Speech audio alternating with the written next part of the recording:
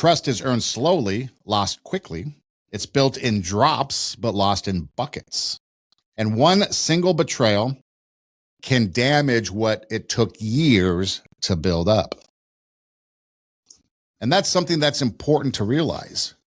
A lot of people go into relationships, whether personal, whether business, societal, of any type, and they think that trust is already there. Just kind of like last time we talked about respect.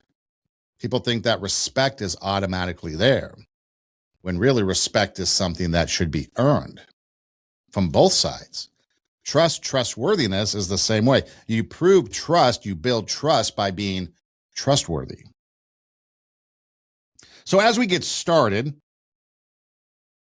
let's put you through the ringer, the trustworthiness test. Examine yourself as we go through these questions and see. And you can kind of be honest with yourself and see just how trustworthy you might be. And the more honest you are with yourself, the more real you can see how your trustworthiness is. So can people believe what I say? Ask yourself that. Can people believe what I say? If you think, yeah, they can believe what I say, how good for you. If it's, yeah, most of the time, okay, well, what's wrong with the other times? If it's some of the time, well, then maybe your trustworthiness off the top is already low. But can people believe what I say? Do I keep my promises even when it costs me? And that cost could be something as simple as, oh, I made plans, but maybe some better plans came up. But no, I'm going to stick to my original plans because that's my word and I'm keeping it. Or whatever else it might be. Yes, I'll cover your shift for you and stay extra as you go off and deal with whatever you do. But then everybody at work's like, hey, we're going to the bar. Happy hour. You want to come? You made this commitment to stay and cover somebody's shift, but then you decide to check out. Or do you stay? Do I tell the truth even when it makes me look bad? That's a hard thing to come by in these day and age. Not a lot of people telling the truth.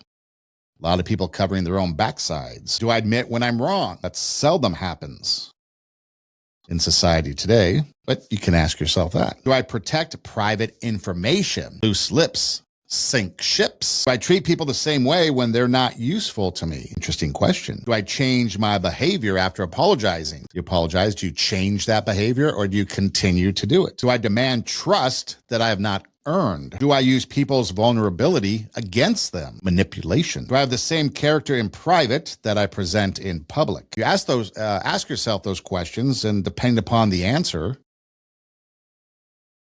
might determine your trustworthiness. I mean, trust sometimes is given too freely. Solicitor knocks on the door, going to sell you something, calls you up on the phone, going to sell you something. I've got the answer to all your problems. Or maybe you go to a church or some religion and you give them their trust. You give them your trust right away without checking out the scene, whatever it is. But how is your trustworthiness? Do people believe what you say? Do you keep your promises? Do you tell the truth when it makes you look bad? Do you admit when you're wrong? Do you protect private information? Do you treat people the same even when they're not useful to you? Do you change your behavior after apologizing? Do you demand trust when it's not earned? Do you use people's vulnerability against them? Do you have the same character in private that you present in public? And if we're honest with ourselves, we are probably lacking in a few of those areas. I don't think any of us, including myself, is at 100% all the time. There may be some ups, there may be some downs, there may be some consistencies. You may pass the test all the time, but perhaps every once in a while, maybe you do drop the dime on someone. Maybe you do break a promise. Maybe you do treat people a little differently depending upon what benefits you. And that is why we have the 6 biggest problems people and society have when it comes to trustworthiness.